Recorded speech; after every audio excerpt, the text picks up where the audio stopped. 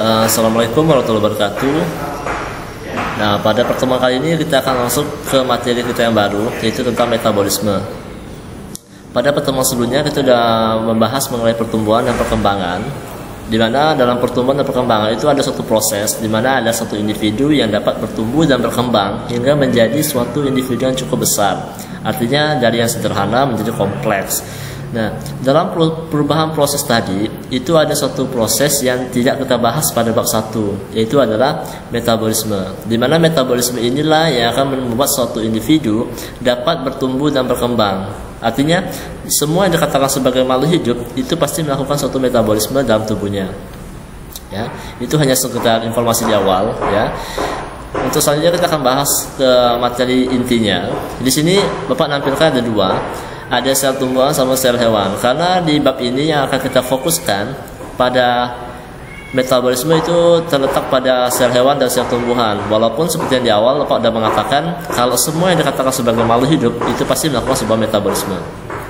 Nah, metabolisme secara pengertiannya itu adalah suatu reaksi kimia yang bertujuan untuk mempertahankan kehidupan yang terjadi di dalam suatu organisme. Itu sebabnya Bapak katakan kalau seseorang ataupun makhluk hidup tidak melakukan metabolisme itu diartikan dia sudah meninggal ataupun sudah tidak bernyawa ataupun mati kata untuk kita hewan ya. Nah, untuk metabolisme ini kita akan membagi dia menjadi dua. Ya, yang pertama itu adalah namanya katabolisme. Dan yang kedua adalah anabolisme. Secara harfiah, secara nama ini sudah beda ya. Satu ada katabolisme, yang sebelahnya adalah anabolisme.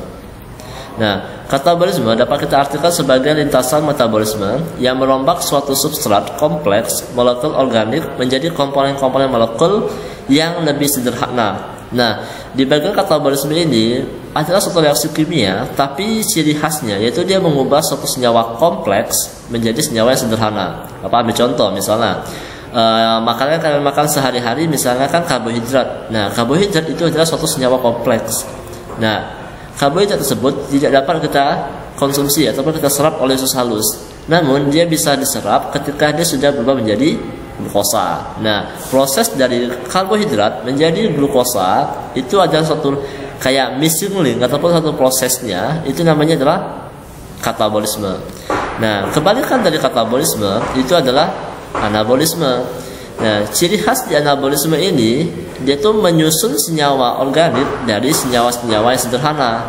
Artinya menyusun beberapa senyawa organik sederhana menjadi senyawa kimia ataupun molekul kompleks. Nah, ini contohnya adalah fotosintesis, di mana si tanaman tersebut misalnya dia kan membutuhkan karbon dioksida, air, dan unsur hara. Nah, ketiga unsur tadi yang Bapak sebutkan itu merupakan suatu unsur yang masih sangat sederhana. Namun dengan bantuan cahaya matahari maka dia akan melakukan suatu fotosintesis. Terciptalah dia suatu amilum. Amilum tersebut adalah karbohidrat. Nah, karbohidratnya dimakan oleh makhluk hidup lainnya. Artinya yang bertindak sebagai konsumen dimakan oleh si makhluk hidup tersebut. Terjadilah proses katabolisme dan terbalik semua. Artinya dapat menjadi suatu siklus yang tadi ya. Oke. Kemudian untuk di sel tumbuhan dan sel hewan memiliki ciri khasnya masing-masing. Nah, khusus untuk sel tumbuhan itu dia melakukan suatu metabolisme jenis anabolisme. Jadi proses anabolisme ini pada sel tumbuhan itu terjadinya di kloroplas. Ini senyawa yang organel yang berwarna hijau ini namanya adalah kloroplas. Kloroplas itu apa? Kloroplas adalah suatu organel yang digunakan untuk proses fotosintesis. Sedangkan pada sel hewan termasuk kita manusia ya, kita sudah ada asing lagi ya dengan sel hewan ini. Nah, metabolisme pada sel kita, terutama kategori sel hewan, itu terjadi pada mitokondria. Nah, ini adalah organel yang tempat terjadinya proses metabolisme. Jenis apa? Katabolisme. Ya. Sedangkan di kloroplas, metabolisme jenis ya anabolisme. Nah, secara rumus kimia kita bisa melihat, kalian juga bisa membedakan mana sih yang katabolisme, mana yang anabolisme. Kita ambil contoh yang pertama ya, yang ini ya. Oke.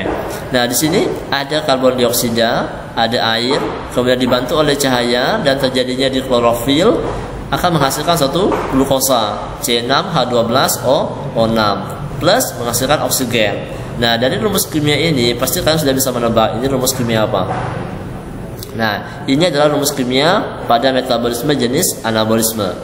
Artinya apa? Dari senyawa-senyawa yang sederhana, karbon dioksida, air akan disusun dengan proses fotosintesis menjadi senyawa-senyawa yang kompleks, yaitu glukosa, dan menghasilkan zat sisa, yaitu berupa oksigen yang akan dipakai oleh sel hewan dalam mitokondria untuk melakukan metabolisme juga, tapi jenisnya katabolisme. Nah, di katabolisme itu adalah reaksi kimia yang di bawah sini. Ya, kita lihat dari glukosa dengan bantuan oksigen akan dipecah menjadi H2O plus CO2. Artinya apa? Dari senyawa yang kompleks ini dengan bantuan oksigen akan dipecah menjadi senyawa-senyawa yang sederhana, yaitu H2O dan CO2. Terus hasil sampingnya mana? Hasil yang dipakai nanti itu adalah berupa energi yang akan kalian pakai untuk aktivitas kalian sehari-hari. Ya, sampai sini bisa dipahami ya. Oke, kita lanjut. Nah, dalam proses metabolisme itu tidak lepas dari peran suatu enzim. Enzim ini udah kalian pernah dengar dari kalian SD sampai SMP ya. Oke, kita lihat pengertian dulu. Nah, enzim adalah suatu jenis protein yang berfungsi untuk sebagai katalisator yang dapat mempercepat suatu reaksi kimia tanpa ikut bereaksi. Artinya apa? Enzim ini bisa mempercepat suatu reaksi, tapi dia tidak ikut dalam proses tersebut. Untuk memperjelasnya, kita akan lihat ke grafiknya di sini ya.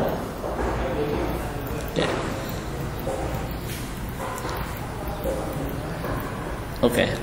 Nah, untuk memudahkannya, kita lihat dari yang paling ujung aja ya. Jadi, enzim ya akan dibagi menjadi dua bagian ataupun dua bagian kompartemennya, yaitu yang pertama adalah apoenzim. Itu bagian enzim yang jenisnya protein. Sedangkan gugus prostetik bagian dari enzim tapi dia sifatnya bukan protein.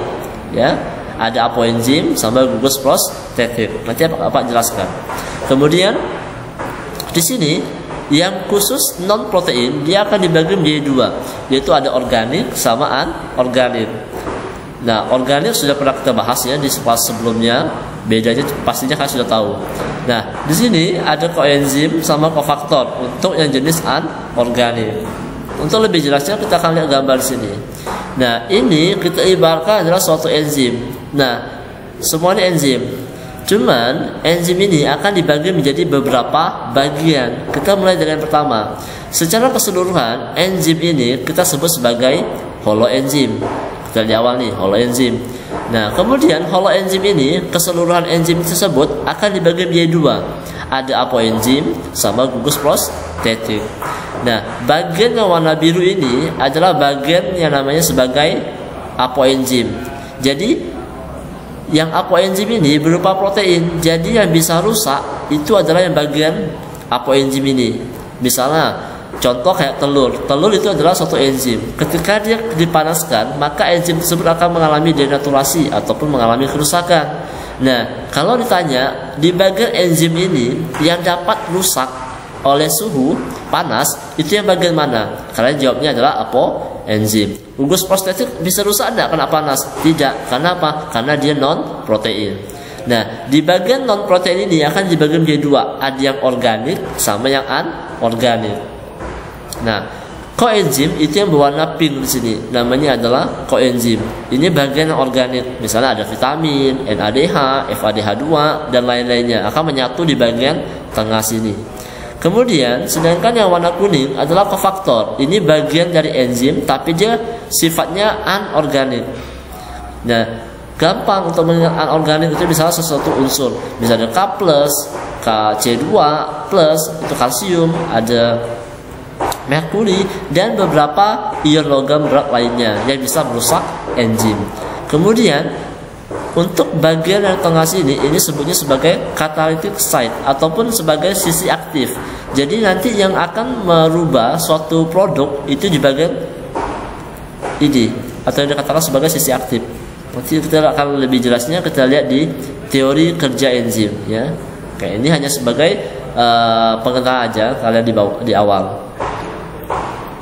Nah, enzim itu berfungsi sebagai biokatalisator. Kita bisa mengambil dari namanya bio sama katalisator. Nah, katalisator itu artinya mempercepat suatu reaksi.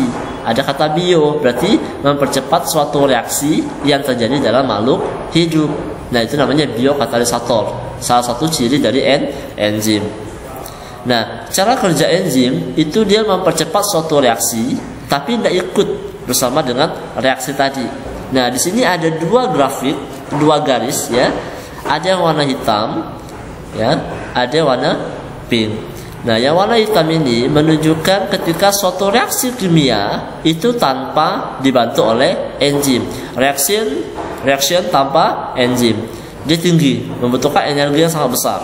Tapi ketika kita kasih enzim, dia akan turun. Nah, inilah salah satu fungsi dari enzim. Dengan tenaga yang sedikit, tapi dia bisa membuat suatu reaksi yang sama. Nah, itu artinya apa? Si enzim bisa menurunkan energi aktivasi suatu reaksi. Activation energy with enzim. Artinya apa? Dengan enzim maka energi aktivasinya akan semakin rendah dibandingkan dia tanpa enzim. Jadi energi aktivasi bisa juga diartikan sebagai energi minimum yang dibutuhkan agar reaksi kimia tertentu dapat terjadi. Ya, biasanya dilambangkan dengan huruf EA, gitu ya. Nah, di bagian selanjutnya kita akan membahas mengenai faktor yang mempengaruhi enzim. Jadi enzim itu bisa dipengaruhi oleh beberapa faktor, ya. Dan ini bisa sering keluar di soal. Yang pertama, enzim akan dipengaruhi oleh suhu. Artinya apa? Enzim jika kita lihat di sini, ya ini namanya kecepatan reaksi, yang di bawahnya adalah suhu. Misalnya 10 derajat, 20 derajat, 30 derajat, 40, 50 dan 60. Nah, enzim memiliki ciri khas, dia bisa bekerja secara efektif itu di bagian 30 sampai 50. Ya apa? Dia paling tinggi nih. Nah, ini puncaknya. Jadi, kalau di suhu awal 0 derajat, maka enzimnya bekerja enggak? Tidak. Tapi ketika suhunya dinaikkan secara perlahan, dia akan terus naik sampailah puncaknya di bagian ini antara 40 sampai 50. Namun setelah melewati 50 derajat, maka dia akan rusak. Artinya apa? Mengalami denaturasi. Ya. Jadi pas di suhu 0 dia inaktif, artinya tidak aktif.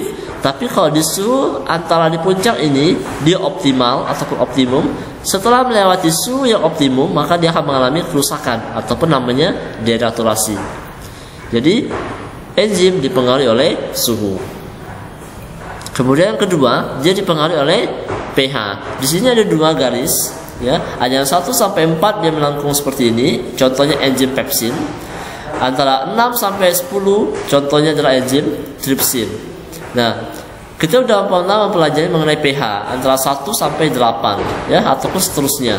Nah, yang di bawah 7 itu biasanya sifatnya adalah asam, sedangkan di atas 7 sifatnya basa. Nah, enzim pepsin kalau kita lihat dari grafiknya, maka dia bekerja optimal pada pH.